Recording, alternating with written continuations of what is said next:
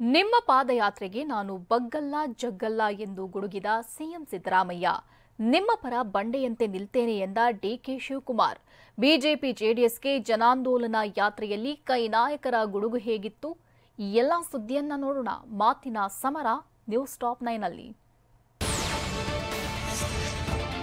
BJP ಜೆಡಿಎಸ್ನ ಮೈಸೂರು ಚಲೋ ಪಾದಯಾತ್ರೆಗೆ ಪ್ರತಿಯಾಗಿ ನಿನ್ನೆ ಕಾಂಗ್ರೆಸ್ ಮೈಸೂರಿನಲ್ಲಿ ಬೃಹತ್ ಜನಾಂದೋಲನ ಸಮಾವೇಶ ನಡೆಸಿತು. ಇಡೀ ಕಾಂಗ್ರೆಸ್ ಸರ್ಕಾರವೇ ನಿನ್ನೆ ಮೈಸೂರಿಗೆ ಶಿಫ್ಟ್ ಆಗಿತ್ತು. ಎಲ್ಲ ಸಚಿವರು ಶಾಸಕರು ಸಮಾವೇಶದಲ್ಲಿ ಪಾಲ್ಗೊಂಡು ಸಿಎಂ ಸಿದ್ದರಾಮಯ್ಯ ಪರ ಶಕ್ತಿ ಪ್ರದರ್ಶನ ನಡೆಸಿದ್ರು. ಸಮಾವೇಶದಲ್ಲಿ ಅಪರದ ಭಾಷಣ ಮಾಡಿದ ಡಿಸಿಎಂ ಡಿಕೆ, ಈ ಬಂಡೆ ಸಿದ್ದರಾಮಯ್ಯ ಜೊತೆಗಿದೆ, ಬಂಡೆ ಜೊತೆ 135 ಶಾಸಕರಿದ್ದಾರೆ ಅಂತ ಹೇಳಿದ್ರು. ಈ ಬಂಡೆ ಸಿದ್ದರಾಮಯ್ಯನ ಜೊತೆ ಇದೆ, ಈ ಬಂಡೆ ಜೊತೆ 136 ಜನ ಶಾಸಕರಿದ್ದಾರೆ. ಎಲ್ಲಿಯವರೆಗೂ ಸೇನಾನಿಗಳಾದ ನಿಮ್ಮ ಆಶೀರ್ವಾದ ನನ್ನ ಮೇಲೆ ಇರುತ್ತೋ ಅಲ್ಲಿಯವರೆಗೂ ನನ್ನನ್ನ ಓಂ ಶ್ರೀ ಕಾಲಜ್ಞಾನ ಜ್ಯೋತಿಷ್ಯ ಪೀಠಂ ಶ್ರೀ ರಾಘವೇಂದ್ರ ಕುಲಕರ್ಣಿ ಇವರಿಂದ ಅಷ್ಟಮಂಗಲ ಪ್ರಶ್ನೆ, ತಾಂಬೂಲ ಪ್ರಶ್ನೆ, ಆರೂಢ ಪ್ರಶ್ನೆ, ತಾಳೆ ಗ್ರಂಥದ ಮೂಲಕ ನಿಮ್ಮ ಯಾವುದೇ ಸಮಸ್ಯೆಗೂ ನಿಖರ ಪರಿಹಾರ. ಯಾವ ಪಾದಯಾತ್ರೆಗಳು ಅಲುಗಾಡಿಸುವುದಕ್ಕೆ ಸಾಧ್ಯವಿಲ್ಲ ಅಂತ ಮುಖ್ಯಮಂತ್ರಿ ಸಿದ್ದರಾಮಯ್ಯ ಗುಡುಗಿದ್ದಾರೆ. ಬಿಜೆಪಿ ಜೆಡಿಎಸ್ ಒಟ್ಟಾಗಿ ಎಷ್ಟೇ ಪಾದಯಾತ್ರೆ ನಡೆಸಿದ್ರು ನಾನು ಜಗ್ಗಲ್ಲ ಬಗ್ಗಲ್ಲ ಅಂತ ತಿರುಗೇಟು ನೀಡಿದ್ದಾರೆ. ದುರುದ್ದೇಶದಿಂದ ಎಷ್ಟೇ ಪಾದಯಾತ್ರೆ ಮಾಡಿದ್ರು ಕೂಡ ನಾನು ಜಗ್ಗವನಲ್ಲ, ನಾನು ಬಗ್ಗವನು ಅಲ್ಲ.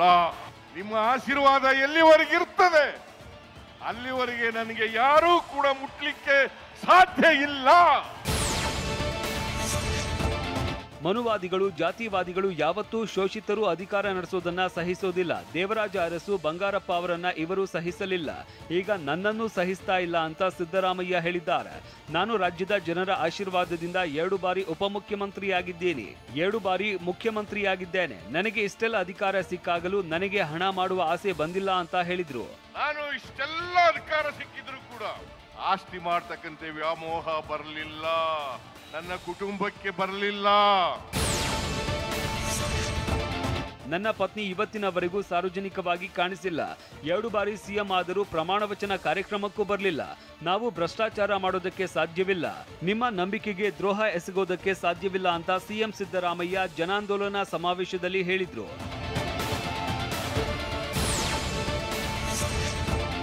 ನಾನು 0ಯಿಂದ ರಾಜಕೀಯ ಪ್ರಾರಂಭಿಸಿದೆ. 1983ರಲ್ಲಿ ಮೊದಲ ಚುನಾವಣೆಗೆ ಡೆಪಾಸಿಟ್ ಮಾಡೋದಕ್ಕೆ ನನ್ನ ಬಳಿ ಹಣ ಇರಲಿಲ್ಲ. ನನ್ನ ಕಚೇರಿಯ ಕ್ಲರ್ಕ್ ಆನಂದ 250 ರೂಪಾಯಿ ಡೆಪಾಸಿಟ್ ಕಟ್ಟಿದ್ದರು. ಜನರೇ ಹಣ ಕೊಟ್ಟು ಚುನಾವಣೆ ಗೆಲ್ಲಿಸಿದ್ರು. ಆ ಚುನಾವಣೆಯಲ್ಲಿ ಜನರೇ 63,000 ರೂಪಾಯಿ ಖರ್ಚು ಮಾಡಿ ನನ್ನನ್ನ ಆರಿಸಿದ್ರು ಅಂತ ತಮ್ಮ ಸಚ್ಚಾರಿತ್ರದ ಚರಿತ್ರೆಯನ್ನ ಬಿಚ್ಚಿಟ್ಟರು. ಜನರೇ ದುಡ್ಡು ಕೊಟ್ಟು ಎಲೆಕ್ಷನ್ ಅನ್ನ ಗೆಲ್ಲಿಸಿದ್ರು. ಇಡೀ ಚುನಾವಣೆಗೆ ನಾನು ಸ್ವತಂತ್ರ ಅಭ್ಯರ್ಥಿಯಾಗಿದ್ದೆ. ಒಟ್ಟು ಖರ್ಚಾದಂತ ಹಣ 63,000 ರೂಪಾಯಿ. ವಾಲ್ಮೀಕಿ ನಿಗಮದ ಪ್ರಕರಣದಲ್ಲೂ ಸರ್ಕಾರದ ಮೇಲೆ ಸುಳ್ಳು ಆರೋಪ ಹೊರಿಸೋದಕ್ಕೆ ಯತ್ನಿಸಿ ಸೋತರು. ದಾಖಲೆಗಳು ಸ್ಪಷ್ಟವಾಗಿವೆ. ಸರ್ಕಾರಕ್ಕೂ ನಿಗಮದ ಹಗರಣಕ್ಕೂ ಸಂಬಂಧ ಇಲ್ಲ ಅನ್ನೋದು ದಾಖಲೆಗಳಲ್ಲಿದೆ. ಹೀಗಾಗಿ ಹಗರಣವೇ ಅಲ್ಲದ ಮೂಡ ಪ್ರಕರಣಕ್ಕೆ ಹಗರಣದ ಬಣ್ಣ ಕೊಟ್ಟರು ಅಂತ ಸಿಎಂ ಸಿದ್ದರಾಮಯ್ಯ ಆಕ್ರೋಶ ವ್ಯಕ್ತಪಡಿಸಿದ್ರು. ಹಗರಣ ಹಗರಣ ಹಗರಣ ಹಗರಣ ಅಂತೇಳಿ ಬೊಬ್ಬೆ ಇಡ್ಲಿಕ್ಕೆ ಶುರು ಮಾಡಿದ್ದಾರೆ. ಅಲ್ಲಿ ಯಾವುದೇ ತಪ್ಪು ಮಾಡಿಲ್ಲ, ನನ್ನ ಆದೇಶ ಇಲ್ಲ, ನನ್ನ ಪತ್ರ ಇಲ್ಲ, ನನ್ನ ಸ್ಟೇಟ್ಮೆಂಟ್ ಇಲ್ಲ. ಜೆಡಿಎಸ್ನ ದೇವೇಗೌಡರು ಮತ್ತು ಕುಮಾರಸ್ವಾಮಿ ಯಾವತ್ತೂ ಕೊಟ್ಟ ಮಾತಿನಂತೆ ನಡೆದುಕೊಳ್ಳುವವರಲ್ಲ. ಕುಮಾರಸ್ವಾಮಿ ಬಿಜೆಪಿ ಜೊತೆ ಸೇರಿ ಅಧಿಕಾರ ನಡೆಸಿದ್ರೆ ನನ್ನ ಶವದ ಮೇಲೆ ನಡೆಸಬೇಕು ಅಂತ ದೇವೇಗೌಡ ಹೇಳಿದ್ರು. ಮೋದಿ ಮತ್ತೆ ಪ್ರಧಾನಿ ಆದ್ರೆ ದೇಶ ಬಿಟ್ಟು ಹೋಗ್ತೇನೆ ಅಂತ ಹೇಳಿದ್ದ ದೇವೇಗೌಡರೇ ಈಗ ಬಿಜೆಪಿ ಜೊತೆ ಶಾಮೀಲಾಗಿದ್ದಾರೆ ಅಂತ ಸಿದ್ದರಾಮಯ್ಯ ಆಕ್ರೋಶ ವ್ಯಕ್ತಪಡಿಸಿದ್ರು.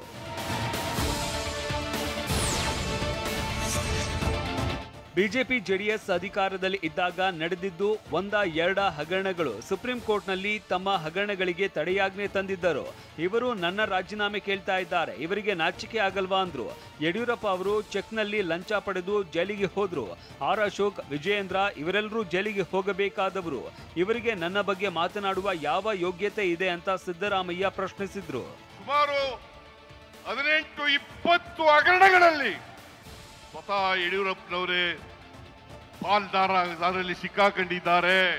ರಾಜೀನಾಮೆ ಕೊಡಿ, 10ನೇ ತಾರೀಕಿನೊಳಗಡೆ ರಾಜೀನಾಮೆ ಕೊಟ್ಬಿಡಬೇಕು. What moral right he has? ರಾಜಭವನವನ್ನ ದುರುಪಯೋಗ ಪಡಿಸಿಕೊಂಡು ನನ್ನ ವಿರುದ್ಧ ಷಡ್ಯಂತ್ರ ನಡೆಸ್ತಾ ಇದ್ದಾರೆ. ಈ ಷಡ್ಯಂತ್ರದಲ್ಲಿ H D Kumaraswamy, Yediyurappa, Vijayendra, R Ashok ಸೇರಿದ್ದಾರೆ ಅಂತ ಸಿಎಂ ಸಿದ್ದರಾಮಯ್ಯ ಆರೋಪಿಸಿದ್ದಾರೆ. ಕುಮಾರಸ್ವಾಮಿ ವಿರುದ್ಧ, ನಿರಾಣಿ ವಿರುದ್ಧ, ಶಶಿಕಲಾ ಜೊಲ್ಲೆ ವಿರುದ್ಧ ಪ್ರಾಸಿಕ್ಯೂಷನ್ಗೆ ಅನುಮತಿ ಕೇಳಿದರೂ ರಾಜಭವನದಿಂದ ಇದುವರೆಗೂ ನೋಟಿಸ್ ಹೋಗಿಲ್ಲ. ಆದ್ರೆ ನನಗೆ ಮಾತ್ರ ನೋಟಿಸ್ ಬಂದಿದೆ. ಇದು ಪರಮ ದ್ರೋಹ ಅಲ್ಲವೇ ಅಂತ ಮುಖ್ಯಮಂತ್ರಿ ಪ್ರಶ್ನಿಸಿದ್ರು. ಇವತ್ತು ಕ್ರೆಡಿಬಿಲಿಟಿ ಇಲ್ಲದೆ ಇರತಕ್ಕಂತ ಅಬ್ರಾಮ್ ಕಂಪ್ಲೇಂಟ್ ಕೊಡ್ತಾರೆ ಗವರ್ನರ್ಗೆ. ಅವರು ರಾತ್ರಿ 10 ಗಂಟೆಗೆ ಶೋಕಾಸ್ ನೋಟಿಸ್ ತಯಾರು ಮಾಡಿಬಿಡ್ತಾರೆ.